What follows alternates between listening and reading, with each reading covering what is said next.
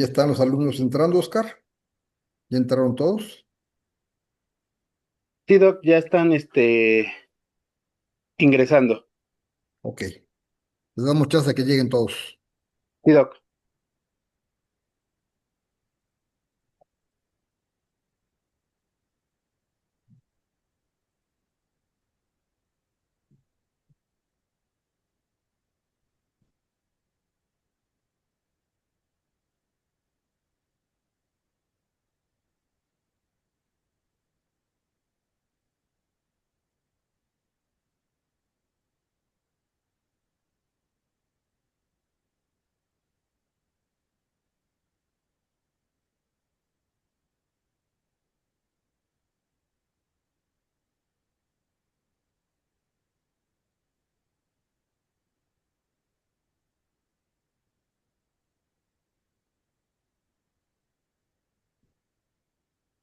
Listo, Doc, ahora sí, sí gusta. Muy bien, pues muy buenas noches, muy buenas tardes, compañeros. Qué bueno que están aquí conectados para esta serie de conferencias que espero sean de su interés y de su agrado. Pues estamos, el día de hoy es un día muy especial para mí y cuando me enteré que iba a ser la ponente, levanté la mano y Ujú. pedí, casi arrebaté el honor de presentarla. Tengo el placer y el gusto de presentar a ustedes a la ponente de esta tarde. Es la médico veterinaria zootecnista Laura Martínez León. Ella es egresada de la Facultad de Estudios Superiores Cuautitlán como médica veterinaria zootecnista por parte de la UNAM y tiene un diplomado en oftalmología veterinaria. Ella ha participado como ponente en diversos cursos y foros relacionados con la clínica y zootecnia de fauna silvestre aquí en la FES Cuautitlán. Es también coautora de diversos capítulos del Diplomado de Fauna Silvestre de la Universidad Autónoma de Tlaxcala y de la Universidad Autónoma del Estado de México. También es autora de artículos en publicaciones periódicas como Animales de Compañía, Pets Life y Animaleando. Es colaboradora del libro Clínica de Mascotas No Convencionales en su tomo de Mamíferos, y también ha participado en proyectos de conservación de vida silvestre como el proyecto de conservación del perrito llanero mexicano en el Altiplano Potosino y en Nuevo León. Actualmente es colaboradora de El Criadero de Hurones, La Excelencia en Mascotas y Exotic Pet Medical Center, perdón. Centro veterinario dedicado exclusivamente a la medicina de mascotas exóticas y es el único miembro mexicano de la Asociación de Veterinarios Aviares y de la Asociación de Reptiles y Anfibios Veterinarios en los Estados Unidos. La doctora Laura no solamente es una brillante practicante de este difícil arte, sino también es muy querida alumna mía, muy querida colega mía, y estoy seguro que la conferencia los va a dejar a ustedes con mucho interés por los temas que ella va a impartir. Aprovechenla. Un consejo, jóvenes, tomen notas y hagan preguntas. Esa doctora hay que exprimirle todo lo que sabe. No solamente leyendo sus libros y artículos, sino haciéndole preguntas difíciles para que vean qué cara ponen. Doctora, eh, el grupo es tuyo. Gusto saludarte. Muchas gracias, doctor. Al contrario, qué honor. Muchas gracias. Es un gusto volver a verlo. Y en efecto, pues la iniciación mía en la fauna silvestre fue justamente gracias a su tutoría. Entonces es un placer estar aquí con ustedes y con todos mis colegas. Nuevamente volver a participar en este tipo de eventos. Muchas gracias. Bueno, pues entonces vamos a empezar. En este caso, el tema que vamos a ver ahorita es urgencias en mamíferos no convencionales.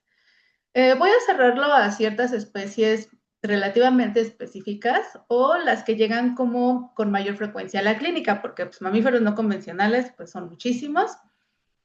Realmente existen varios tipos y de alguna manera durante la presentación, probablemente, aunque esté hablando de alguna especie, pues se van a poder repetir ciertos padecimientos o problemas que se pueden referir hacia otros animalitos de igual manera, ¿vale? Entonces, cualquier duda, pues tome nota y en efecto, como dice el doctor, pues al final las preguntas sin ningún problema las resolveremos, ¿ok? Entonces, empecemos. Ay, no sé cómo va el telón. Allá. Ahorita en esta primera parte vamos a hablar prácticamente de lo que serían pequeños roedores y lo que serían los lagomorfos.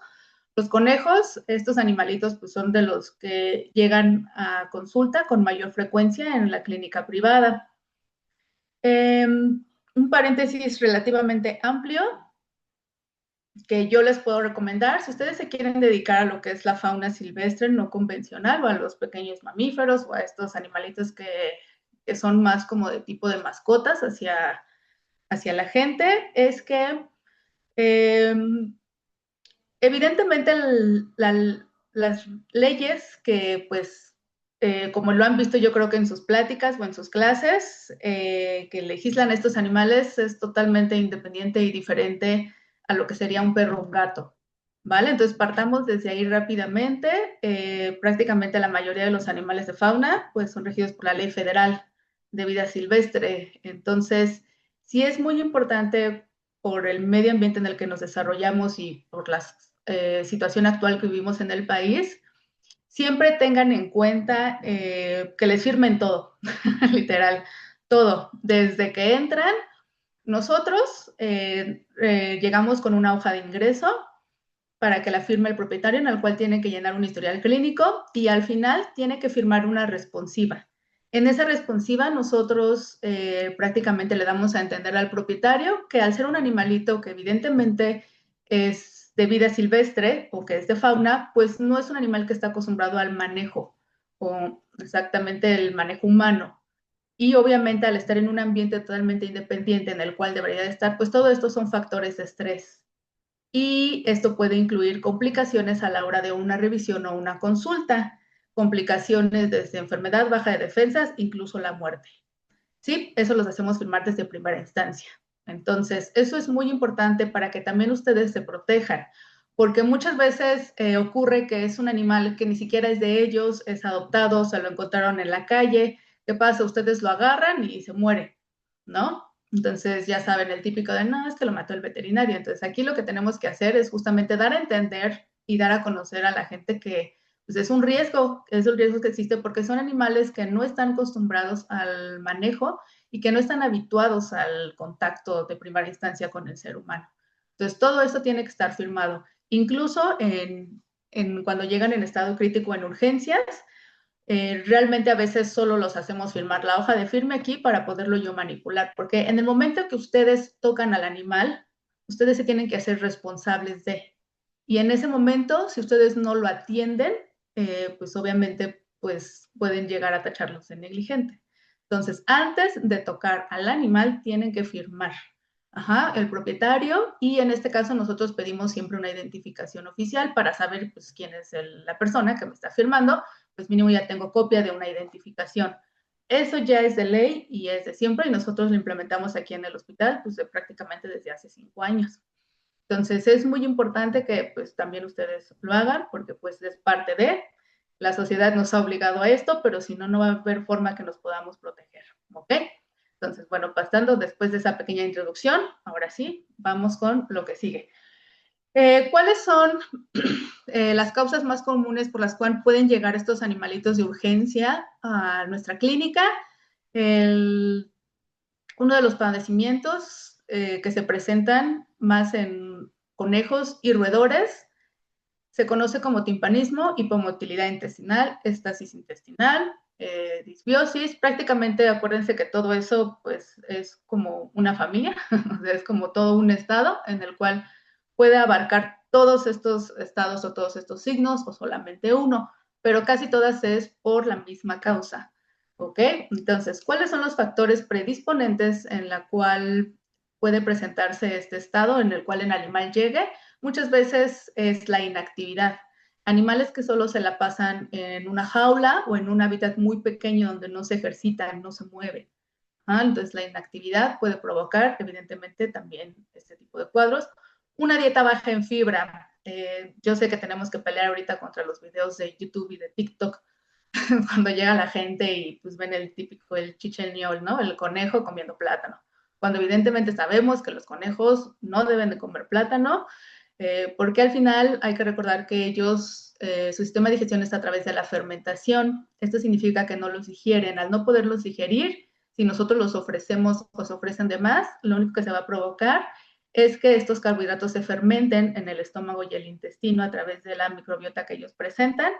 Desafortunadamente, estos animalitos no tienen la capacidad de vomitar. Entonces, ¿qué es lo que va a ocurrir? Todo ese gas va a distendir el estómago y los intestinos. Como también bien saben, la capacidad y la anatomía de estos chaparritos de poder distendir el estómago y los intestinos puede ser hasta 10 veces su capacidad. Y lo único que se va a provocar entonces es acumulación de gas. La acumulación de gas puede llegar a tener varias afectaciones como dolor, cólicos, en casos más severos hasta presión directa del nervio vago, lo que puede provocar un paro respiratorio, y o casos más severos o extremos, hasta se ha hablado o se ha reportado hasta estallamiento. Entonces, esa es la importancia, ¿vale? El estrés crónico también, un animal que no está acostumbrado al manejo o a la habituación, y a la hora que lo quieren agarrar, que lo quieren manejar, pues se estresa. Entonces, la convivencia directa con carnívoros, si yo tengo perros, gatos, hurones y de repente quiero meter ahí al conejo, al cuyo, hay que recordar que ellos son presas por naturaleza. Entonces, aunque estén en habitaciones separadas, porque ya me han llegado, es que están en un cuarto, pues sí, pero al final los roedores, el sentido mejor desarrollado que tienen es el olfato y el oído. Entonces, aunque no lo vean de manera directa, lo pueden escuchar y lo pueden oler. Y eso es un motivo suficiente para provocar un estrés crónico. Y la enterotoxemia causada por algunos tipos de antibióticos, lo que se ha demostrado, penicilinas, amoxicilinas, ácido clavulánico, cefalosporinas. Ahorita van a ver por qué puse eso en signo de interrogación y bueno, los que demás. Recuerden que todos estos antibióticos lo único que va a hacer es eliminar parte de la microbiota, bacterias que relativamente son buenas para ellos, para la digestión. Entonces, a veces estos medicamentos lo que va a provocar es barrer directamente prácticamente con todo lo que es las bacterias buenas que les ayudan y se pueden provocar diarreas crónicas e incluso una enterotoxemia y pues fallecer, ¿vale? Entonces, ¿cómo es que llegan los pacientes a consulta cuando llegan con este tipo de padecimientos? El propietario casi siempre va a reportar una baja del consumo de alimento o que ya no come desde hace un día, un par de días, el abdomen distendido completamente, por lo que ya mencionados, sonidos gástricos, a veces se pueden llegar hasta escuchar, literal dentro de la consulta, sin necesidad de auscultarlo. Se alorrea el dolor. La mayoría en que estos animalitos desarrollan o muestran dolor es a través de la cialorrea o a veces también rechinan los dientes. Esos son signos evidentes de dolor severo. Sin embargo, hay que, al final, el propietario y ustedes también deben de saber que a veces algunos animalitos como los cuyos, a veces pueden castañar los dientes cuando algo no les gusta, cuando algo es de amenaza, entonces también tienen que saber diferir o que el propietario sepa distinguir en qué momento en particular lo hace. Si lo hace cuando van y le tocan la cabeza, pues igual solamente lo hace porque no le molesta, no necesariamente es dolor. Pero si de la nada el animalito o el cuyito está en una esquina sin haber salido a comer y escuchan que rechina los dientes, entonces probablemente eso sea un signo de dolor. Y también reportan que a veces no hay popós o simplemente las popós son muy pequeñas. Entonces, vean la imagen. Esta es la forma en la que se presentan los pacientes. Un animal postrado. ¿Por qué pasa? El abdomen se distiende tanto que presentan incomodidad. No pueden llegar a sentarse, acostarse, acomodarse. A veces pueden llegar, a gente reporta que como que brincan, como si algo les hubiera picado, si algo les molestara.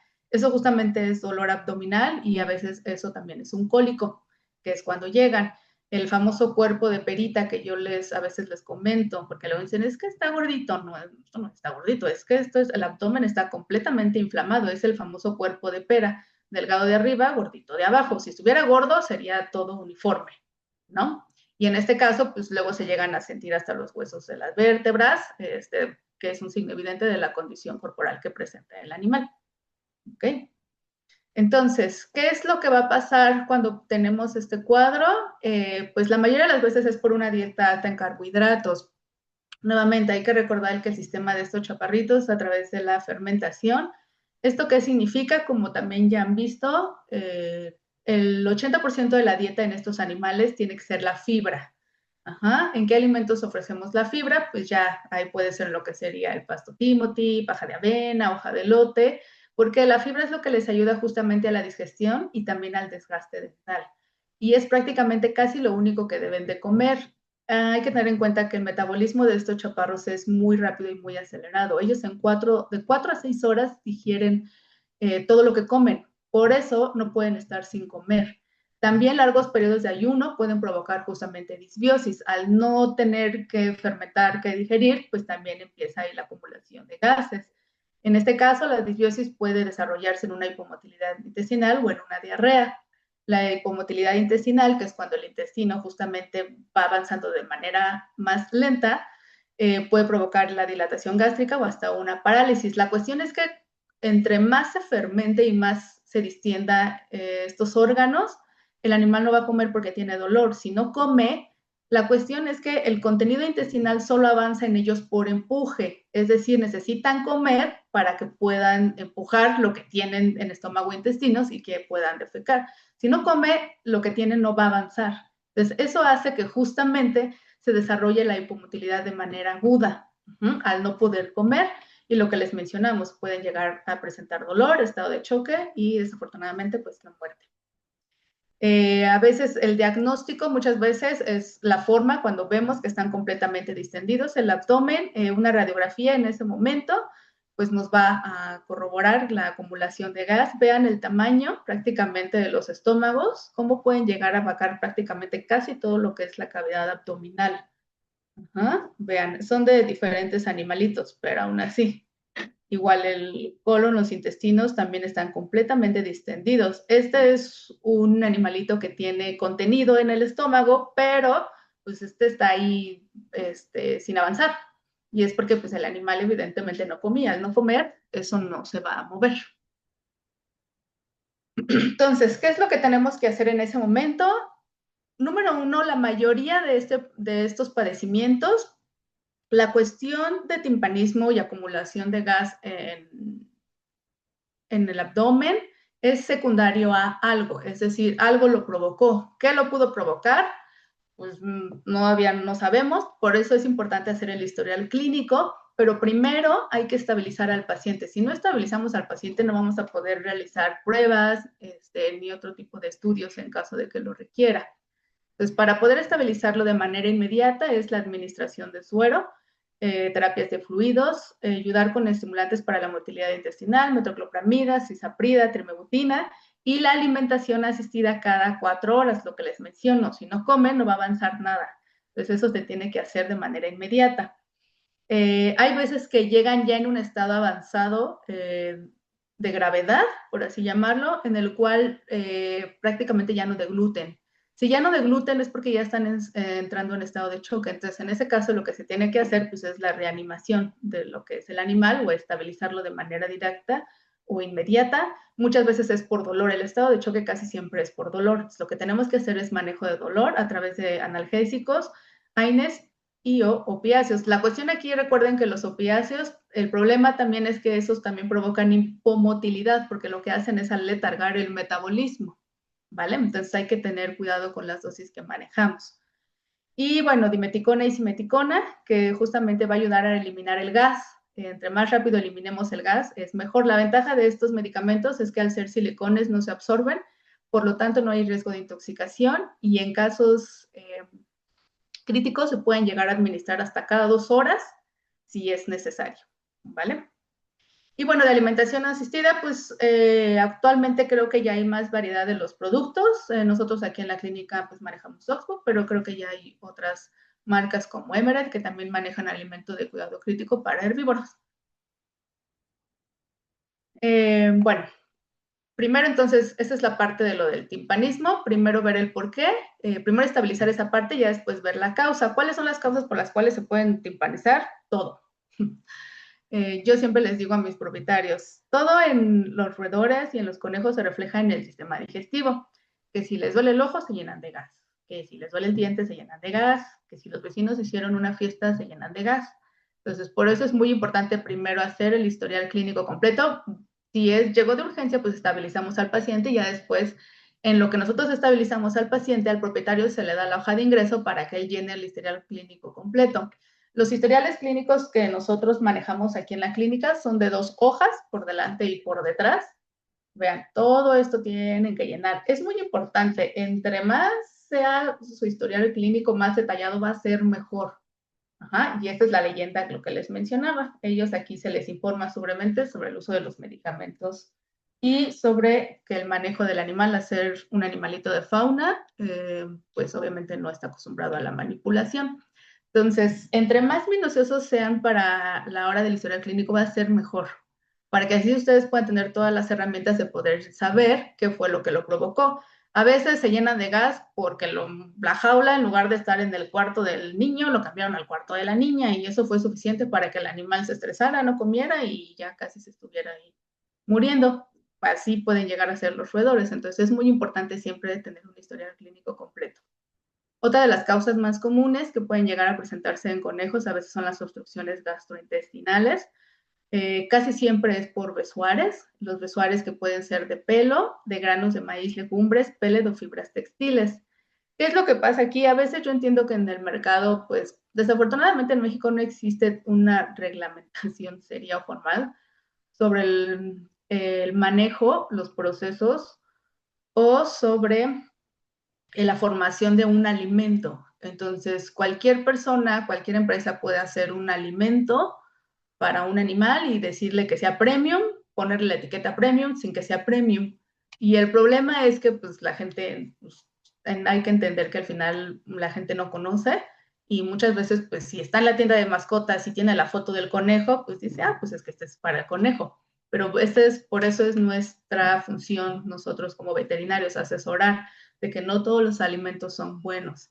Me ha tocado ver, yo creo que también algunos de ustedes, hay alimentos que literal, no recuerdo la marca, no sé si todavía exista, era un bote como si fuera de mezcla de semillas y literal decía alimento para mascotas. Y en el alimento para mascotas las fotos venía ahí un hurón, un conejo, un cuyo, una rata, o sea, prácticamente a todos se lo podían dar. Y pues no, ninguno de esos come ni siquiera semillas.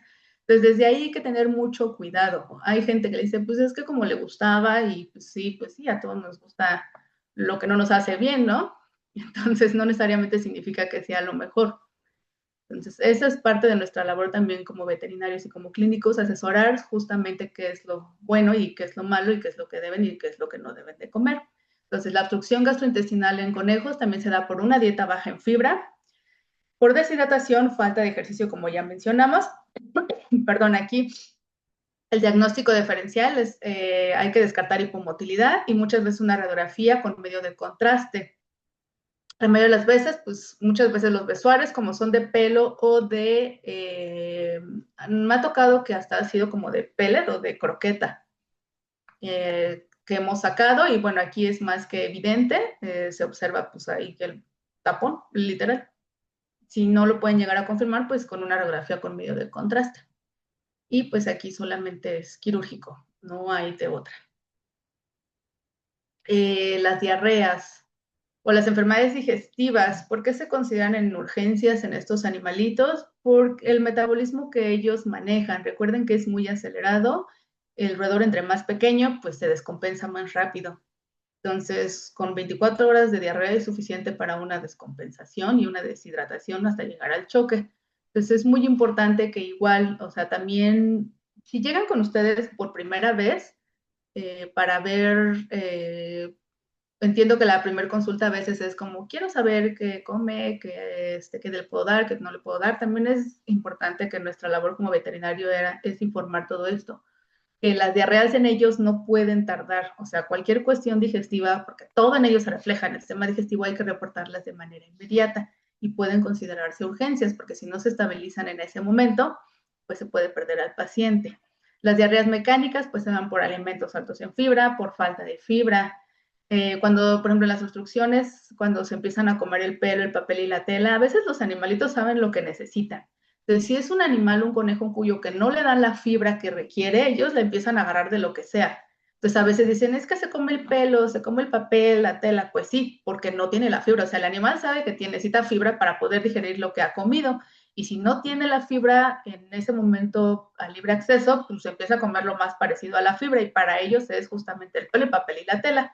Entonces, por eso es muy importante todo esto mencionárselo al propietario. Las enfermedades digestivas, pues bacterianas, como ya conocemos, pues prácticamente a veces eso es por un ambiente el cual no es higiénico. La mayoría de estos animalitos, desafortunadamente, cuando los adquieren, vienen de lugares donde los tienen en hacinamiento.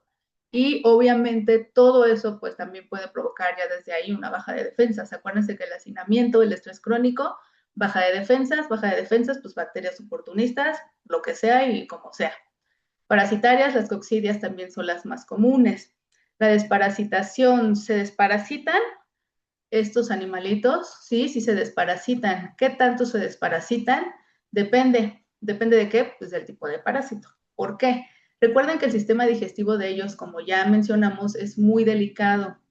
Entonces, si yo le meto un medicamento que no necesita, puedo provocar una disbiosis y ya sabemos qué es lo que puede ocurrir con la disbiosis. Entonces, a diferencia de perros y gatos y carnívoros, que sí tienen, hay que recordar que perros, gatos, hurones, todo lo que son carnívoros, se tienen que desparasitar de manera frecuente porque son carnívoros, omnívoros, a diferencia que estos son herbívoros. ¿Qué es lo que pasa? Número uno, perros y gatos conviven de manera más directa con nosotros, ¿no? Pues ellos duermen con nosotros, comen con nosotros y ellos salen a la calle al igual que nosotros. Entonces ya eso de ahí es un factor de riesgo, el salir a la calle. El conejo, el cuyo, pues prácticamente se la pasan en casa, entonces la probabilidad de adquirir algún tipo de parásito es mínima, más no imposible, no significa que no lo puedan adquirir. Entonces ya desde ahí, por eso la desparasitación, en este caso nosotros recomendamos que sea realizar un estudio coproparasitoscópico seriado para justamente descartar que tenga o la existencia de algún tipo de parásito. Si el laboratorio o si nosotros lo hacemos en nuestra clínica logramos detectar un parásito, pues se desparasitaría contra ese parásito en particular. Si no, pues no veo la necesidad de poderlo desparasitar. ¿Ok? Entonces, ¿cómo detecta el propietario a veces que tiene diarrea? O a veces ni siquiera lo detectan, a veces lo llevan a consulta y pues es que había una popó rara y nada más muestran así como en este caso la popó rara, pero pues ya revisando la consulta, vean, todo lo que es la zona genital, pues obviamente se encuentra húmeda y solo así lo detectamos. Por ejemplo, es un perrito de la pradera, donde justamente pues primero se dieron cuenta por las heces, pero ya después a la hora de la manipulación, pues ya vimos que realmente la diarrea pues ya llevaba rato, ¿no? Porque para obviamente poder llegar a este estado donde ya se encuentran húmedos, es porque ya llevaba pues un rato con diarrea. Entonces, todo eso tenemos que incluirlo en nuestro historial clínico y también referirlo al propietario. El color de la popó, la consistencia, el color, la forma, el olor. En ellos también es muy particular el olor. Ajá, llegan a ser como más fétidas. Entonces, todo eso hay que decirle al propietario de que en cuanto lo vean, en cuanto lo observen, luego reportarlo. ¿Qué otra causa? Pues son de las que vienen más común para consulta, los choques de calor. Sobre todo en animalitos que son de temperaturas relativamente templadas. Las chinchillas son animales que recuerden que tienen muchísimo pelo, pueden llegar a tener hasta 90 pelos por folículo. Por lo mismo, por eso se usaban de abrigo y por tanto, pues el origen de las chinchillas, recuerden que pues, ellos viven en los Andes prácticamente, en los Andes por ahí frío, tierra y nieve y raíces secas. Entonces, muchas veces los climas en las ciudades o en estados, pues no son tolerables para ellos. Entonces, es muy fácil que puedan llegar a desarrollar un choque de calor nuevamente por el metabolismo tan acelerado. Los conejos son de climas templados. El rango promedio de temperatura ambiental en el mantenimiento de un conejo es de 20 grados centígrados. Arriba de 25 pueden llegar a presentar choque de calor. Sobre todo son los que más viven exteriores, cerca de las ventanas y cuando los dejan en el auto. Aquí, pues prácticamente el tratamiento es terapia de fluidos de manera intravenosa. Si están en estado de choque, pues prácticamente subcutáneo. tratar de mantener un lugar fresco y ventilado, botellas de agua fría o refrigerantes si es necesario de manera directa. Y ahorita algo que nos ha pasado mucho es pues este tipo de transportadoras que se llegan a ver, que son como domitos.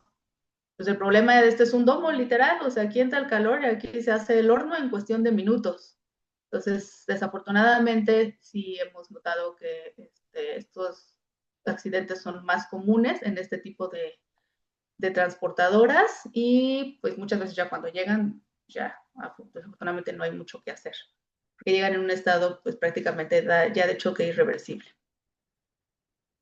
Las enfermedades respiratorias. Las enfermedades respiratorias se pueden considerar urgencias en este tipo de animales. Lo que estaríamos hablando de conejos y roedores, sí. ¿Por qué? Porque ellos son respiradores nasales obligatorios. A diferencia de otros animales, no saben respirar por la boca. Entonces, cuando cuentan con un cuadro respiratorio, una enfermedad respiratoria, pues evidentemente su capacidad respiratoria disminuye y llegan a presentar insuficiencia. Las causas más comunes, como también ya hemos visto, es Pasteurella, Bordetella, Streptococos. Hay que recordarles a los propietarios que ellos son portadores naturales de estas bacterias. Ajá. Entonces, no existe un tratamiento que sea efectivo en el sentido que no van a eliminar la enfermedad. ¿Qué es lo que pasa? Todas estas bacterias son oportunistas. Ajá. Entonces, cuando algo los estresa o hay un factor que baja sus defensas, pues las bacterias van a ser de las suyas. Entonces, ¿qué es lo que ocurre? El tratamiento solo es para controlar la enfermedad, pero ya no la vamos a eliminar. Entonces, eso también es muy importante comentárselos a los propietarios, porque piensan, no, pues es que lo llevé, lo trataron y regresó al año, regresó a los 6 meses. Entonces, eso es importante también aclarárselos, ¿vale? Porque ellos, en efecto, pues como nacen y mueren, pueden llegar a ser portadores sin desarrollar ningún tipo de sintomatología y no pasa nada. También pasa de que tengo 4 conejos y solo uno se me enferma. Pues sí, porque tal vez ese conejo, su sistema inmune está más inmunocomprometido que los demás. Es como luego yo les digo, igual cuando en una casa, si viven papás, hijos, no todos se enferman de lo mismo, ¿no? Siempre puede haber uno que tal vez sea más sensible a enfermedades. Es exactamente lo mismo. Entonces, ¿qué es lo que pasa en estos animalitos en conejos? La signología que llegan a presentar, pues respiración con la boca abierta, disnea severa. En algunos casos se pueden llegar hasta escuchar los estertores sin necesidad de auscultarlo. Anorexia, depresión, ¿por qué? Porque obviamente o respira o come el animal. Entonces, por lo mismo, disminuye el consumo de alimento o dejan de comer.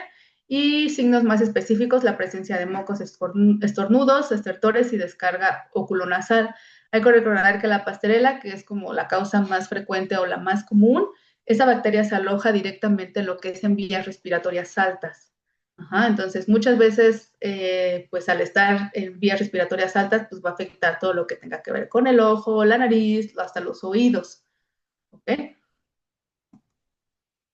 Ahora, ¿se puede usar las cefalosporinas? Pues en el Carpenter ya viene ahí justamente pues la dosis de la cefalexina en conejos de manera parenteral. Se sigue estudiando todavía, existen artículos sobre el uso de cefalexina en casos de cuestiones respiratorias. Aquí lo importante es que pues obviamente traten de ubicar y de conocer más, o sea, busquen muchos artículos científicos de lo que se estudia, de lo que no se estudia. Se puede llegar a utilizar, sí, yo la he usado, sin embargo, no la uso en todos los pacientes. O sea, yo he usado la cefalexina en conejos de manera particular en casos muy específicos y aún así, antes de, siempre le he advertido al propietario que existe el riesgo de provocar una diarrea y una enterotoxemia. Siempre. Y ya es el propietario el que decide si quiere que administremos la cefalexina o no. La cefalexina, la ventaja, pues evidentemente una cefalosporina, pues sí es más fácil de eliminar los signos respiratorios o controlarlos de una manera más rápida. Muchas veces yo lo que hago en ellos es cuando literal casi ya abarqué casi todo mi rango de antibióticos previos, donde ya sé que hubo una resistencia, pero que el animal se mantuvo estable durante todo este tratamiento o durante todo este tiempo de manera digestiva, es decir, que no presentó ni diarreas, ni disbiosis, ni hipomotilidad, entonces puede ser que los haga candidatos a la administración de cefalexina. Pero si con el uso de un antibiótico previo o dos veo que ya empiezan con diarreas y así, pues definitivamente pues no es el uso ideal. Entonces, yo en algunos casos particularmente lo he usado en rinitis crónicas, sobre todo en animales que pues ya no responden a los antibióticos previos. Pero ahora sí que es a criterio médico y a criterio también del propietario, por lo que les menciono. Yo siempre les hago la advertencia de que, mire, ya utilizamos este antibiótico, y pues como que sí mejoró, pero no al 100. Y les digo, pero la ventaja es que el animal nunca dejó de comer, nunca tuvo diarrea, nunca hubo distensión abdominal. Le digo, existe esta opción, pero obviamente la utilizaríamos en dosis relativamente media-baja. El primer signo de que no coma, de que haya diarrea, me lo tiene que suspender de manera inmediata y se le informa al propietario de los riesgos que esto implica. ¿Okay? Entonces, el tratamiento pues serían antibióticos, probióticos, terapias de fluidos, antihistamínicos, expectorantes, nebulizaciones también de manera directa y alimentación asistida, porque igual si no comen, acuérdense que lo respiratorio al rato se nos complica también lo digestivo. El pronóstico puede ser favorable si detecta a tiempo y desfavorable si es crónico, el típico de que pues hace como un mes ya lo llevamos, perdón, ya le habíamos visto que tenía estornudos, pero pues todavía comía y pues ya lleva un mes. El problema es que la mayoría de estas enfermedades pueden llegar a producir abscesos y muchas veces esos abscesos se pueden alojar en los pulmones. Entonces, eso no lo podemos llegar a diagnosticar más que con una radiografía, pero ya cuando llegan en esa fase, la verdad, pues ya es como muy complicado salir de ahí. Ahora, para nebulizaciones, esto podría ser una buena intención de manejo, sin embargo, el 50% de los conejos la gente no los maneja, entonces es difícil ponerlos en esta posición o dejar que se queden así, sin que la mayoría se estresa, brincan y si se va a estresar más de lo que le puede ayudar, pues tampoco va a mejorar el animal. Entonces nosotros hemos implementado que también lo pueden hacer. Literal les damos un diagrama que ahorita se los voy a mostrar, que es justamente cómo pueden llegar a nebulizar a un animal. Pueden ponerlo en una cajita, en una pecera o hasta en la transportadora y nada más le perforan arriba, obviamente que no sea completamente hermética, se pone el vaso nebulizador con los medicamentos que mandamos y de ahí se cubre o se tapa, si es una transportadora, pues tapar con una toalla nada más y ahí sin necesidad de estresar al animal, sin necesidad de manejarlo. En los roedores, pues se les recomienda a veces hasta poner un poquito de heno o de fibra dentro de la transportadora de la cajita para que, pues, si quiere comer, pues que coma y no se estrese tanto a la hora de la nebulización. Bueno, la obstrucción por urtiasis, que también pueden llegar a ser urgencias. Recuerden que todo esto al final, muchas veces no son urgencias al final, o sea, todo se pudo haber detectado al tiempo, pero también hay que recordar que estos animalitos, al ser presas por naturaleza, ocultan signos de enfermedad lo más que se pueda. Entonces, muchas veces el propietario lo reporta o se da cuenta ya cuando el padecimiento está muy avanzado.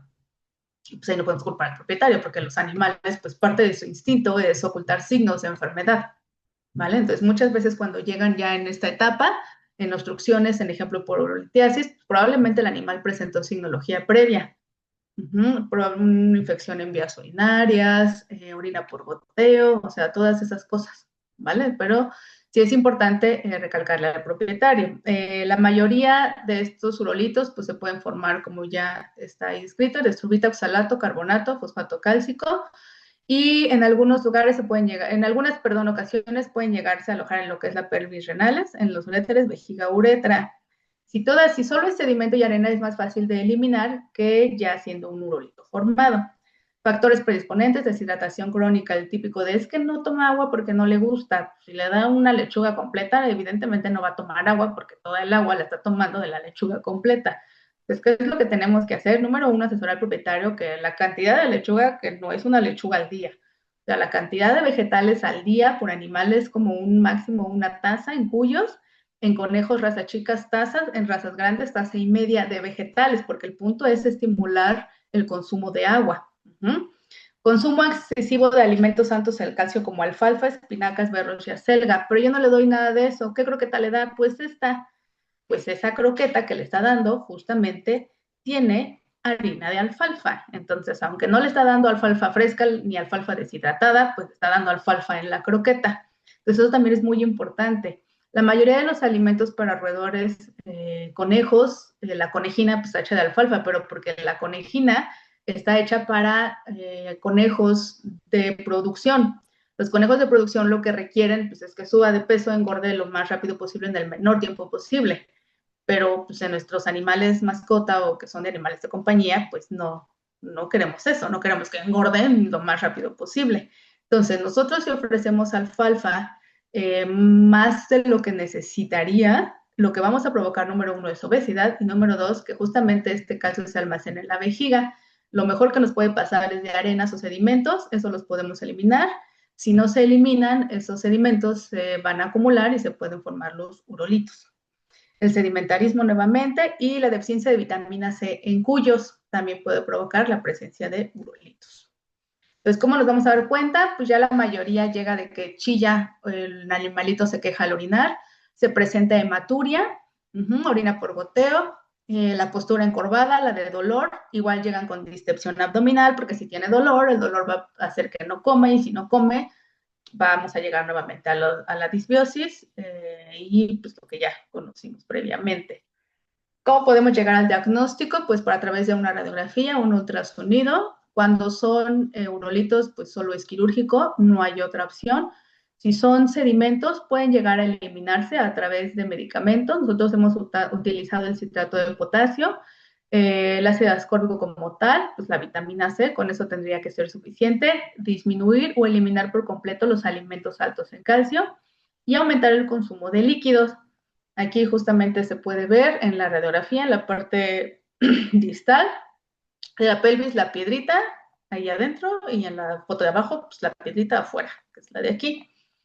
Este urolito que casi asemeja, lo pongo aquí porque me acuerdo mucho, fue de un caso particular, de un conejo que había sido diagnosticado previamente en una clínica y pues venía justamente para lo de la cirugía, le tomamos radiografía y le dije, no, pero pues primero hay que limitarle los alimentos y todo, porque pues el animal todavía orinaba creo que de gotita, no, sangraba, orinaba bien, pero sangraba. Entonces le mandamos antibiótico y le digo, no, pues sí hay que operarlo porque esa piedra no va a salir por ningún lado. Y como a los 5 días me habló la propietaria, me dijo, ¿ya la sacó? Le dije, ¿cómo que ya la sacó? Me dice, sí. Y le dije, ay, pues no creo porque estaba muy grande. No sé, le digo, ¿la tiene? Me dice, se la llevo. Y en efecto me la llevó y es esta piedra gigante que tiene aquí. Era un conejo. Y le dije, y no lloró, no gritó, no hubo sangre. Me dice, no. Dice, simplemente la vi al día siguiente y ahí estaba. Dije, bueno, vamos a tomarle una placa, porque luego son más de una piedra. Entonces, capaz que esa estaba atrás de la que sale la placa. Y le tomé una placa y no, ya no existía. En efecto, la arrojó. Pues no imagino el dolor que ha de haber tenido. Aparte es planita. Ahí, bueno, casi no se ve, pero la forma es planita. Era una, bueno, ahí la tengo todavía, pero es así, planita. Pero aún así, pues digo, tuvo la suerte y la fortuna de no necesitar cirugía, pero no significa que todas vayan a salir así. Y además, acuérdense la anatomía de los cuyos. El problema de los cuyos es la uretra, que es sigmoidal. Entonces, esto hace que pues, realmente sea muy complicado que puedan llegar a salir. A veces se quedan atrapadas en la uretra y eso ya lo complica todo. Ok, convulsiones. Las convulsiones que se pueden llegar a presentar en estos animalitos pueden ser por varias causas. En conejos, el encefalitosum. Acuérdense que este organismo se aloja lo que sería nuevamente en vías respiratorias altas. También puede ser en lo que serían las vías timpánicas. Y pues prácticamente de ahí a veces se van a lo que sería el tejido cerebral. La pastorela también puede provocar la encefalitis, una hipoxia secundaria a neumonía, por lo que ya le mencionamos, al ser respiradores nasales obligatorios, los golpes de calor y estadios terminales de lipidosis hepáticas también lo provocan y hasta una hipoglucemia. Pues el tratamiento sintomático para controlar solo es el midazolam diazepam, pero recuerden que primero es estabilizarlo para poder llegar al diagnóstico. Para llegar al diagnóstico, pues tendríamos que realizar el historial clínico y estudios premios, una biometría hemática, una química sanguínea, ultrasonido, radiografía de cabeza, si es necesario, todo eso. Entonces, las convulsiones pueden llegar a presentarse de varias causas o varias presentaciones dependiendo del origen. Las convulsiones a veces en conejitos que tiene que ver con problemas de manera directa del sistema nervioso central, son mucho más dramáticas. O sea, si llegan a revolverse o revolcarse, por así llamarlo, el típico rolling, y a veces eso también es por la enfermedad por el encefalitis, cuando ya es un proceso avanzado. Entonces, todo, recuerden, para poder llegar al diagnóstico, historial clínico completo y ver la causa, el antecedente para saber que solo estamos aquí, este tratamiento solo es para controlar la convulsión en caso de que sea una convulsión continua. Pero, por ejemplo, el problema de las convulsiones continuas es que al final todo esto provoca una hipoglucemia y si no se controla la hipoglucemia, pues la convulsión nunca va a parar. ¿Vale? Entonces eso hay que tenerlo mucho en cuenta.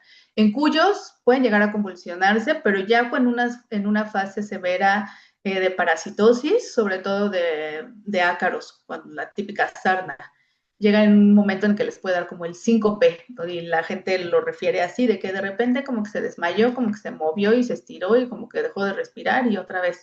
Ajá, pero eso ya es secundario a un problema primario. Tratamiento, pues la desparasitación inmediata y el antihistamínico.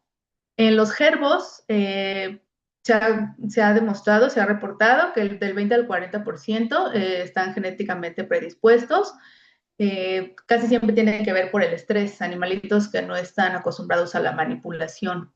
Entonces, muchas veces lo ideal, por eso es manipularlos desde chiquitos, para que cuando se tenga, esto también se los recalco siempre, hay que manipularlos desde, aunque es que nunca se había enfermado, pues sí, pero si se enferma y lo tiene que medicar cada 4 horas, el animal se va a estresar más de lo que le podemos ayudar.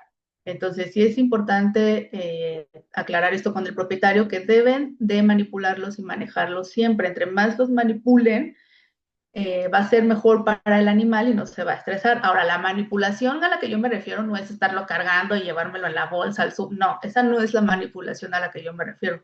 La manipulación es estando en casa, en su hábitat, me siento a nivel de piso con el animal y me lo pongo en mis piernas, lo pongo en una posición como sentadito, agarrándolo con mi manita, como si lo fuera a medicar sin medicarlo. Muchas veces yo lo que les menciono a los propietarios es póngaselo en esta posición, o sea, solo agarrarlo así, con una manita, con la otra lo detenemos abajo, sin hacerle nada, solo detenérselo, para que justamente el animal se acostumbre en esa postura, tenerlo 5 minutos al día y con eso es suficiente para cuando en algún momento, si se tiene que medicar cada 4 horas, pues el animal ya no se estresa a la hora que lo tenga que hacer. Los traumatismos pueden ser comunes en roedores, sobre todo en los hámsters, también es muy común que llegan con pues, casi media piel desprendida, abscesos, heridas, hasta con ojitos pues ya totalmente inservibles por la agresión. Recuerden que los hámsters son solitarios, no necesitan vivir con absolutamente nadie más. El hacinamiento en espacios muy pequeños cuando tienen ratas, ratones y cuyos. Y para marcar jerarquías, pues igual tanto en chichillas, ratones, cuyos y demás. El estrés en animalitos que son, que están acostumbrados a convivir, que viven en comunidades, también se puede provocar la automutilación. Cuando también tienen dolor por algo, también se pueden llegar a automutilar. A veces no se dan cuenta, el animal ya traía una fractura, pero como el animal sigue haciendo su vida normal, pues no se dieron cuenta. Si al animal, cuando ya el animalito le empezó a doler, se empezó a morder, vamos la placa y veíamos que ya tenía una fractura, pero pues igual ya una fractura de ya tiempo antes. Entonces, todas esas cositas hay que mencionárselas siempre al propietario. Y pues el típico convivencia directa con perros y gatos. ¿Qué es lo que se tiene? Bueno, aquí lo que vamos a ver son heridas, mutilaciones, abscesos. En hámsters es muy común el canibalismo, en ratones, en ratas también. Nuevamente, la estabilización es lo que se tiene que hacer de manera de primera instancia, terapia de fluidos, antiinflamatorios, antibioterapia, limpieza de heridas y las mejoras del medio ambiente. Muy bien, ahora pasamos rápidamente a los erizos. ¿Cuáles son las causas más comunes por las cuales estos pequeños pueden llegar a consulta? Hay que recordar que este erizo, el que se tiene como mascota, que es el erizo pigmeo africano, el erizo este erizo que ahorita se maneja como mascota es una cruza del erizo europeo contra el erizo africano. Entonces hay que recordar el erizo europeo, ¿qué es lo que hace? Pues el erizo europeo hiberna. El erizo africano no hiberna. Entonces, ¿qué es lo que pasa? Ellos genéticamente tienen esta información de que pues, si baja la temperatura, pues va a bajar el metabolismo. Aquí hay toda una controversia, sobre todo en otras especies, pero bueno, eso ya no me va a tocar a mí hablarlo, sobre qué tan considerada o apto se recomienda la hibernación para animales en cautiverio. ¿Qué es lo que pasa? La hibernación, animales de vida libre, no tiene nada que ver con la hibernación que se puede llegar a hacer en cautiverio. Un animal para hibernar se prepara para la hibernación en vida libre. Pues número uno, las condiciones que tiene en vida libre son totalmente diferentes a las que hay en cautiverio. El tipo de clima, los cambios de clima y la alimentación. Los animales, un erizo en vida libre, pues obviamente come todo lo que se les atraviesa a su paso. En cautiverio, pues solo le damos la croqueta específica para erizo. Entonces ya desde ahí, evidentemente es un animal que no va a estar capacitado para hacer, digamos, ese tipo de estado fisiológico. Entonces, aparte de que, pues no se le permite. Entonces, ¿qué es cuando llegan? Pues ya saben, es que creí que estaba hibernando. Tanto los erizos como los hámster. Los hámster también, el hámster pues también hiberna, el de vida libre, el hámster silvestre. Entonces, ¿qué es lo que pasa? Pues los llegan a ver letárgicos, fríos, hipotérmicos, letárgicos, lo veo como mareado, lo veo como así como borrachito, como que no come. Y pues ahí lo que se tiene que hacer, evidentemente, es estabilizarlo nuevamente. Antes de intentar hacer estudios y lo que sea, primero tienen que estabilizar y ver que su paciente sobreviva. Entonces, la signología, letargia, ataxia, taquipnea, deshidratación, obviamente a veces ocurre que pues ya lleva 1 o 2 días así, pues obviamente en los erizos también la cuestión es que su metabolismo también es muy acelerado, muy rápido, entonces con 1 o 2 días que no coma es suficiente para poder desarrollar hígado graso. Entonces de igual manera pues un cuadro de hipoglucemia puede ser complicado en ellos hasta provocar pues un problema neurológico, entonces todo eso es importante aclararlo al propietario. ¿Qué consecuencias va a tener? Pues no sabemos, depende de cómo responda y ya que logramos estabilizarlo, hidratarlo, pues justamente realizar un estudio de sangre para ver si no hubo alteraciones metabólicas. Ok, entonces, ¿qué es lo que se tiene que hacer en ese momento? Pues mantenerlo en incubadora de manera inmediata, mínimo a 28 o 30 grados centígrados. Fuentes de calor externa, podemos utilizar tapetes térmicos, focos infrarrojos, botellas de agua caliente, hidratación subcutánea, porque muchas veces, pues ellos, acuérdense que ya llegan hechos bolita y pues, sí va a estar difícil ahí que les puedan estirar la manita, la patita. La ventaja de hechos bolita, recuerden que toda la parte de las púas es tejido muscular, entonces no hay problema ahí donde puedan inyectar y evidentemente pues realizar protectores sebáticos hasta que responda o el animal regrese a un estado de conciencia y donde se empiece a activar. Lo ideal es ofrecer alimento y agua para que él coma por sí solo y que se estabilice y que haga del baño. Y ya de ahí vemos si es necesario. Realizar más estudios, traumatismos. En los erizos es muy común la estrangulación de miembros a través de cabellos enredados. Pueden llegar a solamente esta fase, donde solo se le retira aquí el hilito y ya no pasa nada, pero desafortunadamente la mayoría puede llegar aquí donde, pues en algunos casos es necesaria la amputación del miembro. Llegan con un cuadro de necrosis ya avanzado donde se tiene que amputar por completo o una parte del miembro. Fracturas y exoftalmia. Los pongo como urgencias porque literal no sabían que estaban así. O sea, no sabían, estos animalitos cuando me los trajeron, el de la izquierda no sabían que estaba fracturado, el otro no sabían que tenía la exoftalmia, solamente estaba hecho bola y lo veían raro. A la hora de la revisión, pues les dije, no, tiene una fractura y el otro tiene una exoftalmia, entonces ahí ya se considera una urgencia, porque evidentemente fue un problema que no se trató, en el cual pues no se detectó y evidentemente pues eso hay que tratarlo de manera inmediata. La exoftalmia pues muchas veces por la forma de los ojos en la cabeza del erizo, hasta un trauma, un golpe, una caída puede provocar que se le bote el ojito y obviamente si no hubo respuesta en ese momento a tratarlo, pues el ojo pierde ya completamente su, su viabilidad y entonces hay que retirarlo por completo. Igual a fracturas, pues los animales recuerden hacer presas, puede seguir comiendo, tomando agua y hacer del baño normalmente y no mostrar ningún signo de dolor, pero ya en esos estados pues hay que empezarlos a tratar. Entonces, el manejo crítico es hidratación subcutánea la mayoría de las veces para este tipo de animalitos, control de temperatura ambiental, eso desde casa, o sea, recordarles a los propietarios que ellos no pueden estar a menos de 25 grados centígrados, por eso es importante que en casa tengan las fuentes de calor. Ahora, las fuentes de calor me deben de abarcar solo la mitad de su hábitat, no todo, para que así el animalito tenga oportunidad de irse de un lado o del otro lado. La alimentación asistida, al ser los erizos omnívoros, requieren de proteína de origen animal.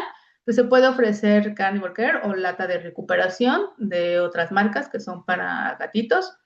Antibióticos palatables, porque son bien difíciles de manejar. Entonces, si utilizan amoxicilina, ácido clavulánico, que son como sabores con más azucarados, pues va a ser mejor.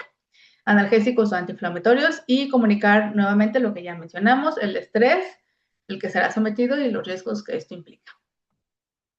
Ahora, en cuanto a los sugar gliders, esto es también lo que habíamos mencionado previamente. Estos animalitos son gregarios, necesitan vivir forzosamente en comunidades, mínimo una pareja, desde el origen. Es decir, si yo adquiero un sugar glider, necesito adquirir 2 sugar gliders. No aplica el adquiero uno y en 6 meses me preocupo por adquirir el otro. ¿Por qué? Porque el otro no necesariamente lo va a aceptar, aunque sea necesaria la compañía. Un animal que ya está acostumbrado a un ambiente particular, o sea, ese animalito que llegó primero ya sabe que eso es su espacio, su comedero, su bebedero, su cama, su todo de él.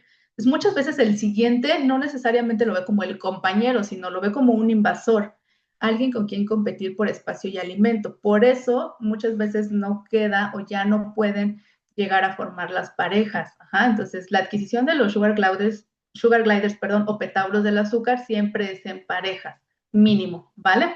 Para que puedan convivir y evitar los factores de estrés.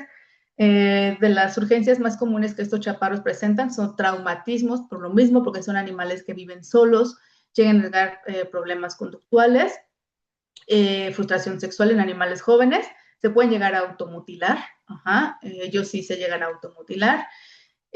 Praxis siempre es el pene, el que la lleva de mala, lo que sería las patitas también, los dedos. Aquí sí se puede amputar el pene sin problema, porque por donde orina, recuerden que ellos manejan una cloaca, entonces por donde orina es independiente al pene en los sugar glider, entonces sí puede llegar a amputarse en caso de que se necesite terapia de soporte y antibióticos parenterales. Ahora, en los hurones, que a veces también puede ser como una de las causas, vamos a hablar, hay muchas igual, más o menos unas se van a repetir con las que hemos visto, obviamente refiriéndolas hacia lo que es el área de carnívora, pero de las más comunes que llegamos a ver es, por ejemplo, el cuadro de hipoglucemia. Ajá. ¿Cuáles son las causas? El 90% de hipoglucemias en hurones son los insulinomas.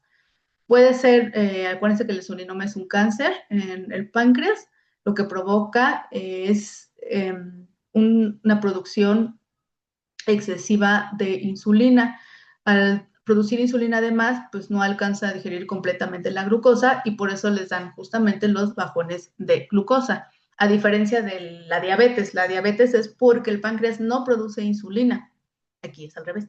¿Okay? Entonces no se debe de tratar igual, se trata diferente. ¿Okay?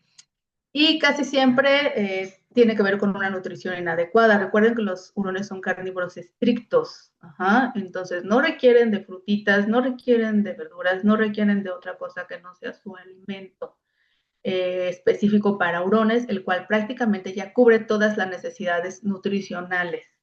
Si nosotros les damos algo más, estamos desbalanceando esa dieta. Entonces, lo ideal es siempre que solo sea alimento especializado en este caso para ellos, y otras neoplasias como el complejo de enfermedad renal, otros padecimientos también pueden producir el insulinoma. ¿Cómo vamos a detectar el insulinoma o la hipoglucemia en los hurones? Los signos más evidentes van a ser debilidad, pérdida de peso, igual cialorrea, salivación excesiva, letargia, coma. También pueden llegar a detectar los propietarios. Es que camina como borrachito, balanceado, arrastra las patas. La paresis en los hurones puede tener varias causas. Una puede ser la baja de glucosa o también puede ser dolor renal. Entonces, hay que saber llegar a una diferenciación en estos diagnósticos. Los niveles normales de glucosa en los hurones es de 90 a 120.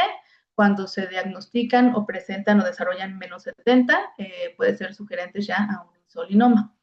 Ahora, ¿cómo vamos a llegar a eso? Bueno, les voy a correr. ¿Qué es lo que pasa con el insulinoma? Cuando la mayoría de las veces se trata, a veces el propietario no se da cuenta que tiene insulinoma. Lo único que detectó es como que se veía borrachito, como que babeaba, y entonces el propietario dijo, pues ha de tener hambre, ha de estar hipoglucémico. Y sí, el animal estaba hipoglucémico, entonces le daban croqueta, le daban papilla, le daban cositas. Es que le gusta el plátano y cuando le doy el plátano, pues ya se recuperaba. Pues sí, porque el plátano es azúcar. Lo que usted hacía justamente era recuperar la glucosa que el animal necesitaba, pero eso no era un tratamiento, solo estaba pues ahí como manteniéndolo. Entonces muchas veces cuando el propietario se da cuenta, la fase del insulinoma ya es avanzada. Después de los mareos y de las debilidades vienen las convulsiones. Un animal cuando se convulsiona prácticamente ya está en la fase final, donde aquí pues literal esa convulsión puede provocar un paro respiratorio, un paro cardíaco o simplemente agonizan por dolor. Entonces miren, vean este video y escuchen.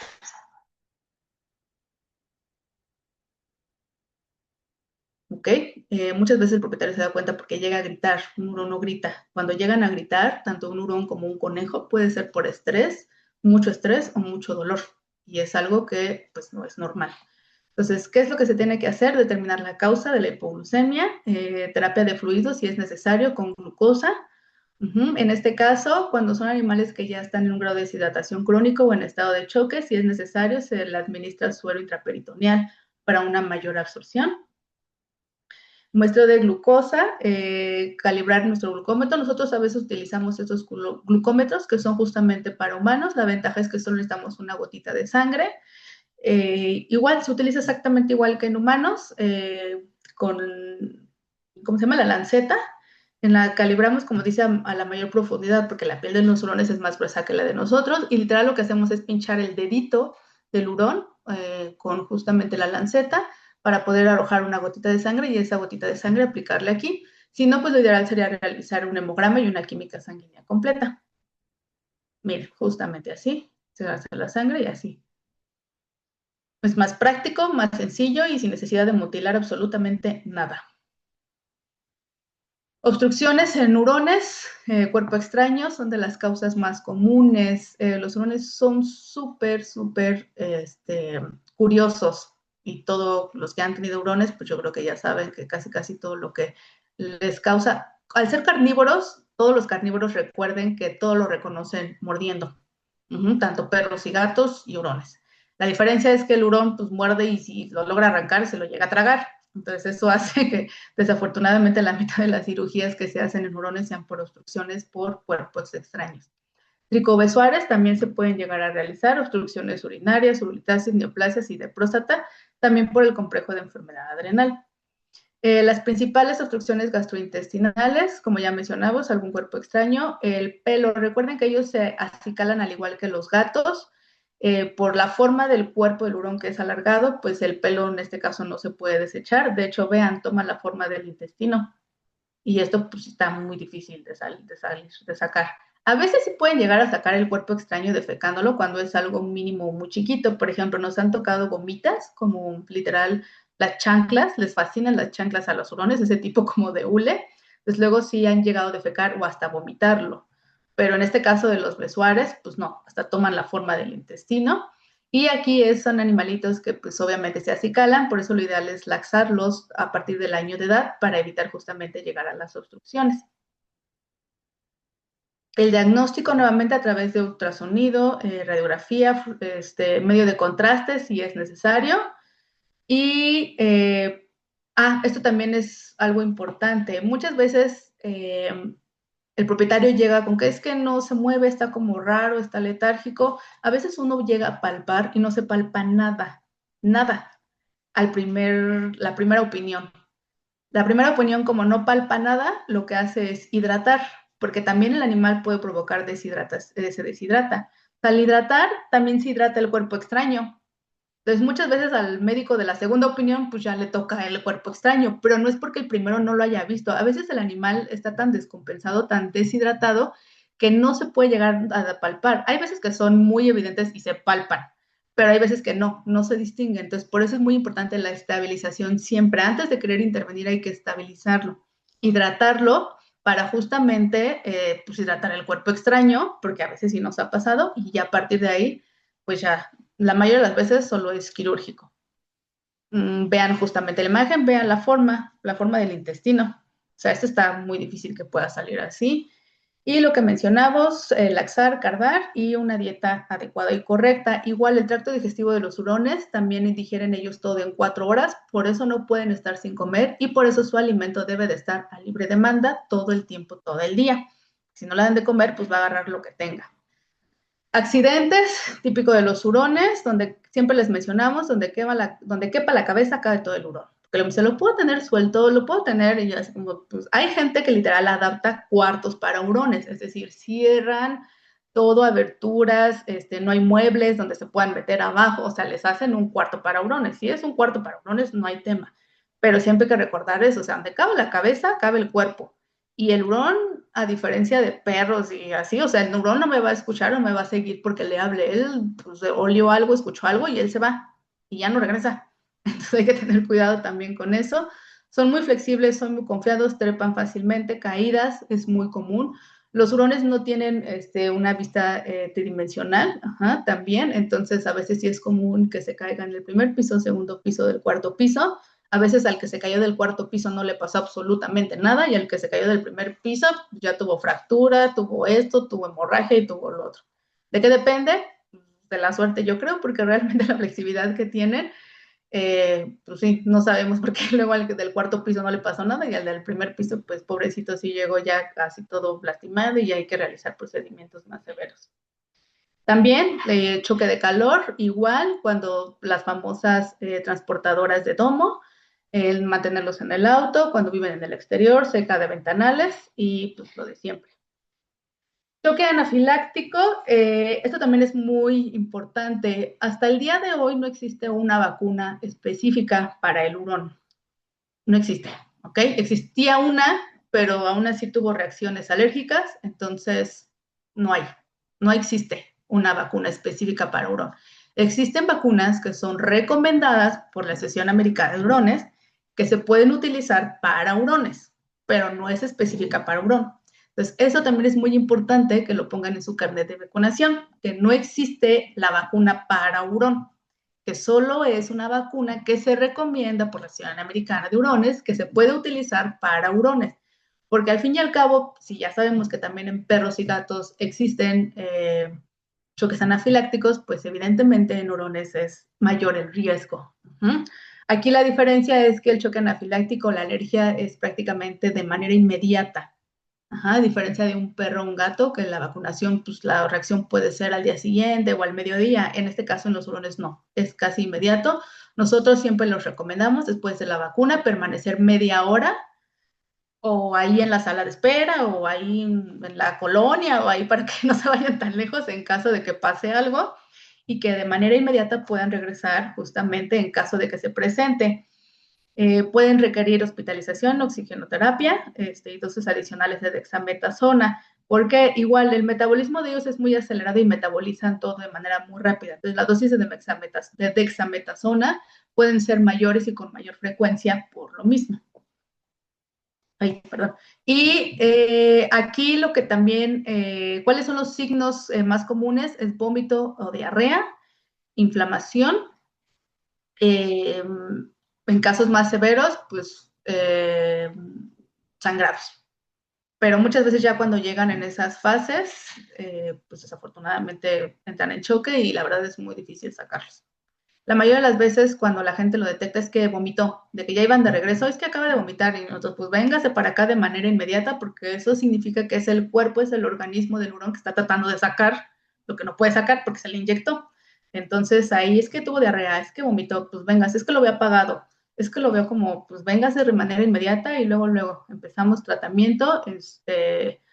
Nosotros medicamos de manera intramuscular hasta cada 10 minutos hasta la disminución de la signología. Nos podemos quedar prácticamente hasta 2 horas con el hurón si es necesario. Y aquí puede haber consecuencias metabólicas, sí, pero pues ya después se le tendría que hacer un estudio completo de sangre para justamente ver si hubo algún tipo de daño o de afectación. Y bueno, pues sería todo.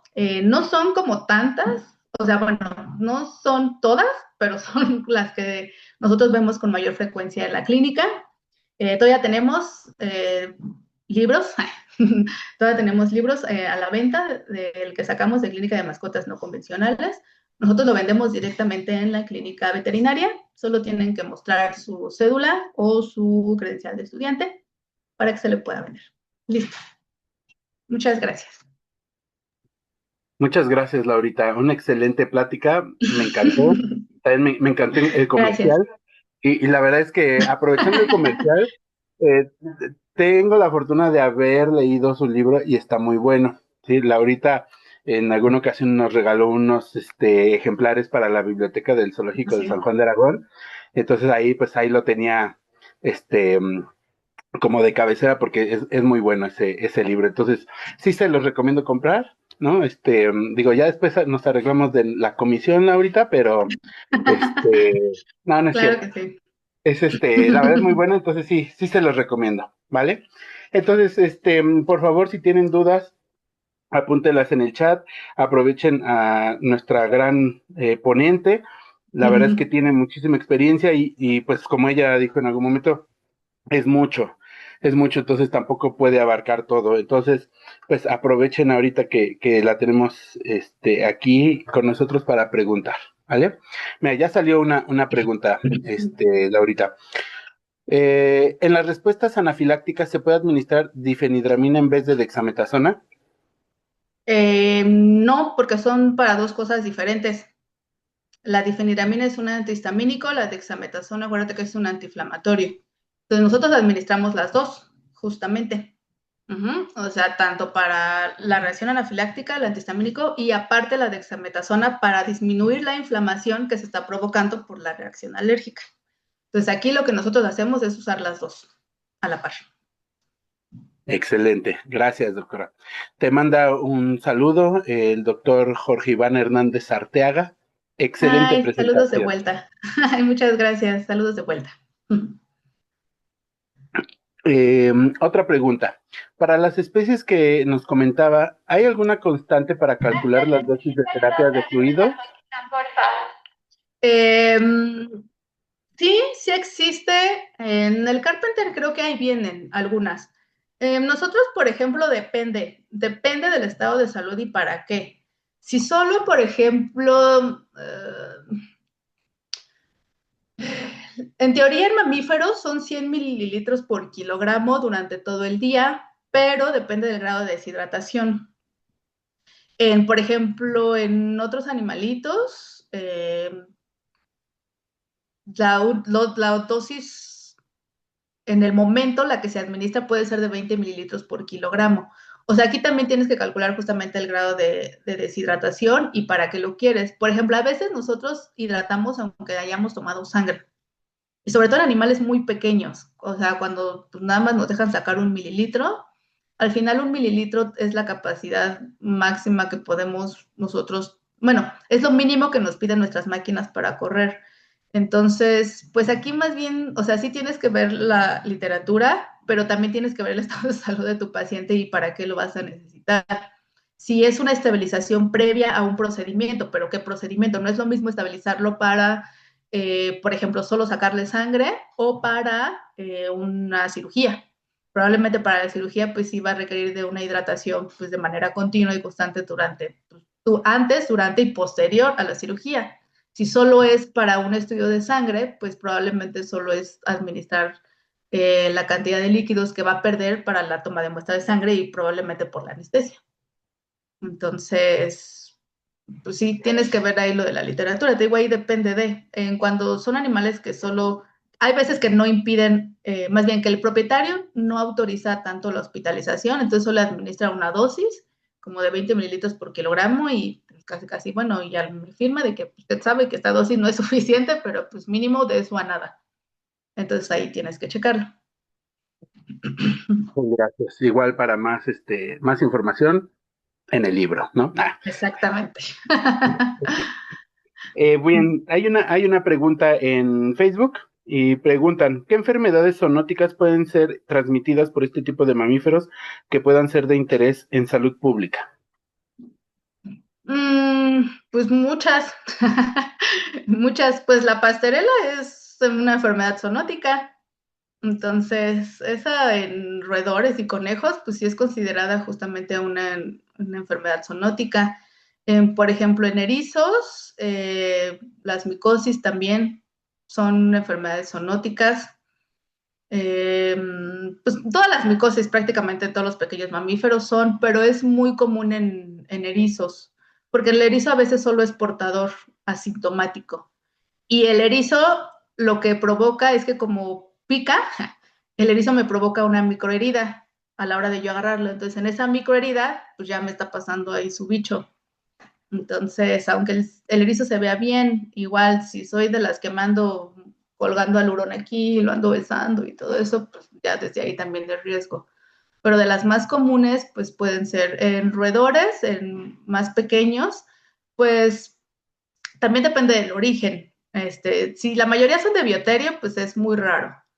Pero pues, sí me ha tocado que agarran el ratón de la calle y es como de... Pues ya saben que ahí es con guantes, cubrebocas, todo lo que puedan ponerse, porque pues aunque sean animalitos, pues también nos transmiten a nosotros enfermedades que pueden ser pues prácticamente, o sea, de manera importante, ¿ok? Entonces hay que tener mucho cuidado también con eso. Neurones, pues son las micóticas. Parasitarias, pues no, porque realmente los parásitos, muchos, la mayoría son específicos del animalito o de la especie, salvo las pulgas, que esas se los pegan a todo el mundo, y las garrapatas, ¿no? Pero la mayoría de los ácaros y de los piojitos, pues eso sí es como muy específico. Bien, muchas gracias, doctora. Otra pregunta. En los casos clínicos de convulsiones, tratando la causa principal, ¿cesan las convulsiones o pueden quedar secuelas? Pues depende. A veces si hay afectación ya directa en sistema nervioso central, probablemente sí existan secuelas. Y también depende de cuánto tiempo tuvo el animal la convulsión. Es decir, si lo detectaron a tiempo el propietario y en ese momento lo llevó, probablemente no vaya a existir secuelas, pero hay que ver el origen. Por ejemplo, en roedores, cuando tiene que ver con las enfermedades respiratorias, pues a veces sí pueden llegar a presentar con algún tipo de secuela, pero cuando son hipoglucémicas, pues es solo corrigiendo la glucosa y ya con eso no es necesario. También por intoxicaciones puede haber, por ejemplo, convulsiones, pero pues al final una intoxicación, casi siempre esas pues van directo al sistema nervioso central.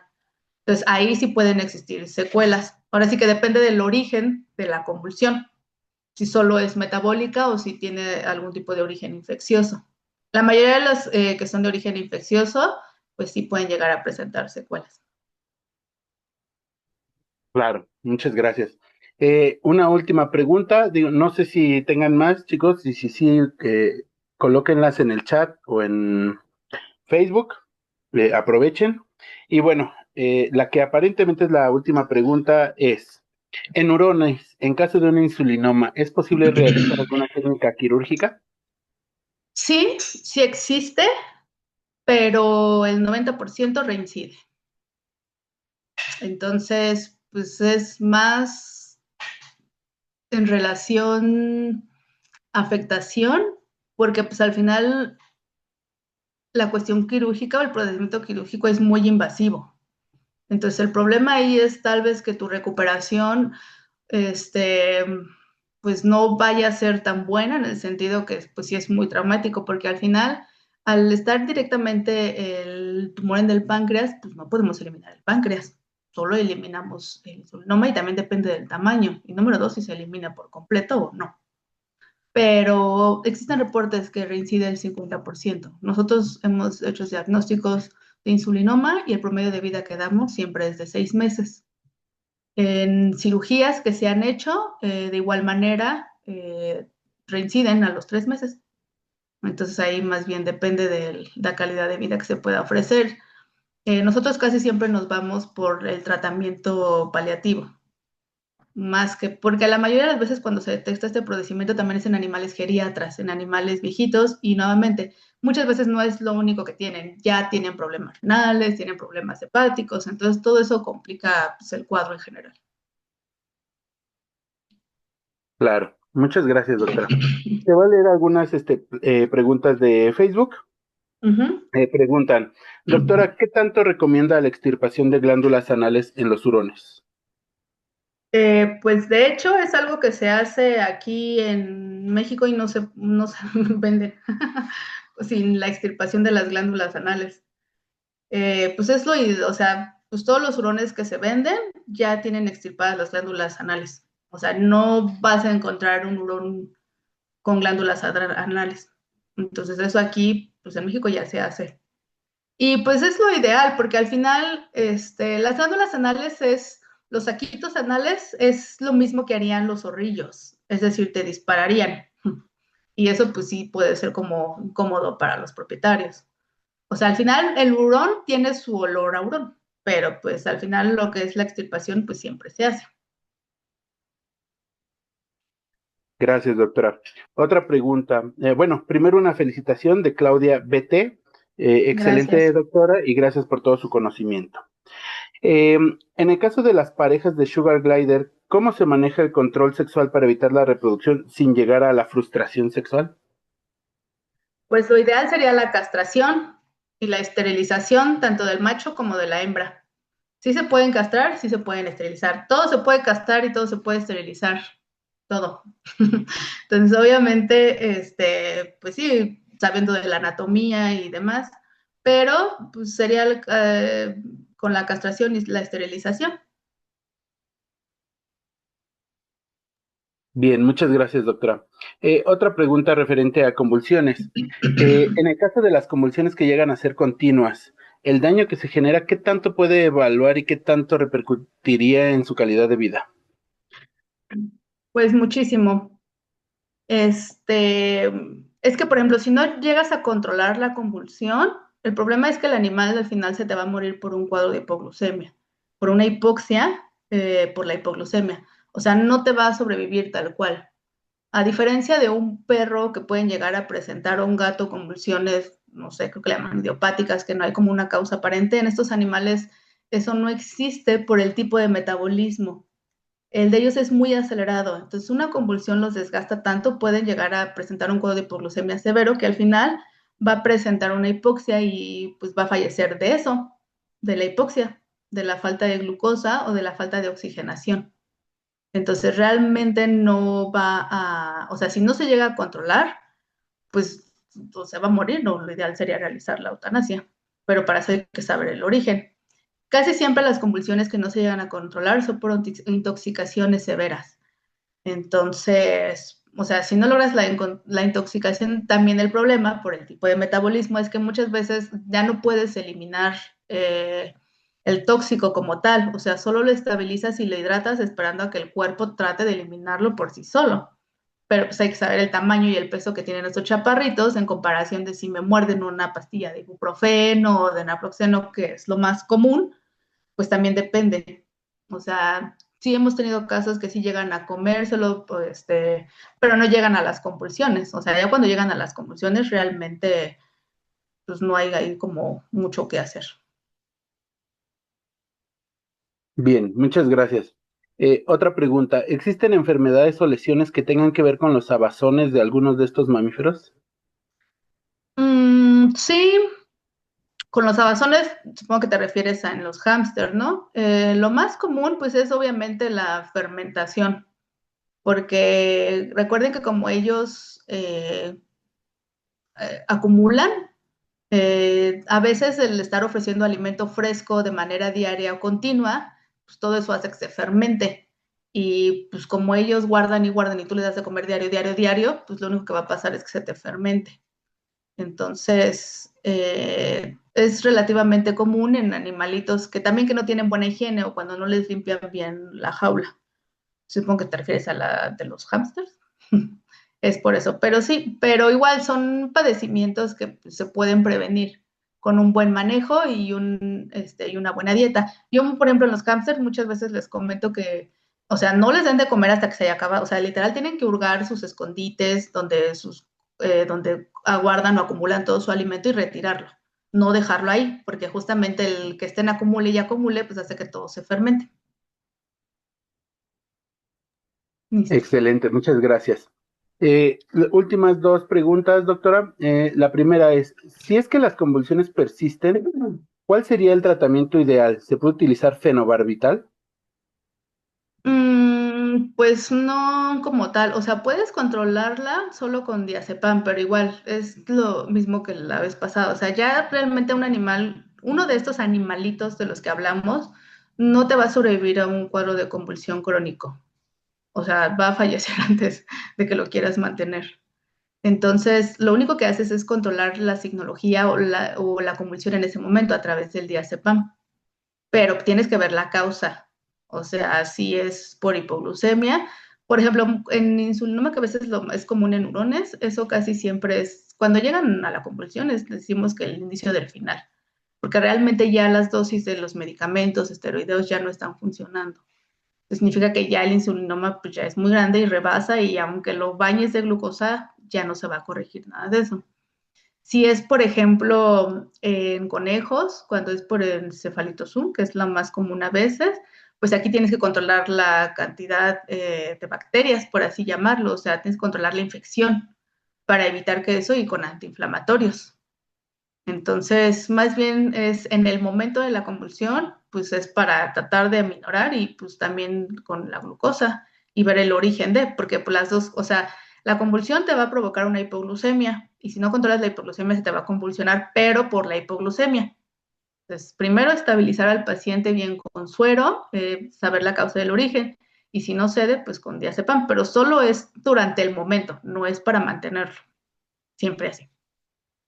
Claro, muchas gracias. Y última pregunta, doctora. ¿El uso de dexametasona para el choque anafiláctico podría inhibir la vacuna? Sí, pero pues al final lo que quieres es que te viva tu paciente con el choque anafiláctico, entonces ya la vacuna es lo de menos. De hecho, ya cuando llegan a este tipo de reacciones, siempre al final se les hace como, pues lo podemos ya no vacunar, pero pues el riesgo que usted elija, vacunándolo bajo un previo, eh, damos como o sea, si lo pueden seguir, lo quieren seguir vacunando, se puede seguir vacunando, pero se haría como un protocolo justamente para choque anafiláctico antes, durante y posterior a la vacuna. Esto no va a inhibir la reacción, lo único que puede hacer es aminorarla, dependiendo del grado de alergia que tuvo. Pero si fue de los que casi vomitó sangre y tuvo diarrea de sangre, pues ahí la verdad sí ya no se recomienda. Pero si es de los que medio vomitó, medio se sintieron mal y no, pues es como de, pues lo podemos seguir vacunando, pero sabe los riesgos que esto implica. Entonces, lo que podemos hacer es realizar un protocolo antes, durante y posterior a la vacuna, o sea, administrar todo esto, el antihistamínico, la dexametasona, antes, durante y posterior. Muchas gracias, doctora. Todavía tenemos algunas preguntas en el chat. Por favor, les pedimos que pues, se contacte con la doctora. Aquí deja su Instagram. Y pues bueno, doctora, pues te agradecemos muchísimo tu gran apoyo para la realización de estas conferencias.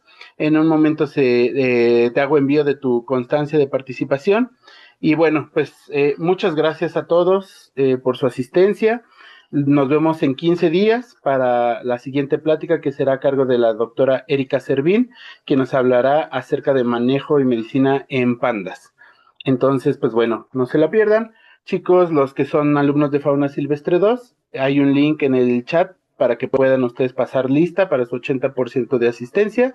Y pues muchas gracias a todos. Gracias nuevamente, Laurita. Fue un gusto poderte ver, poderte escuchar, seguir aprendiendo de Gracias. ti. Y pues bueno, estamos en contacto. Muchas gracias a todos. Claro que Gracias, sí. No, Laurita. gracias por la invitación. Un gusto. Nos vemos.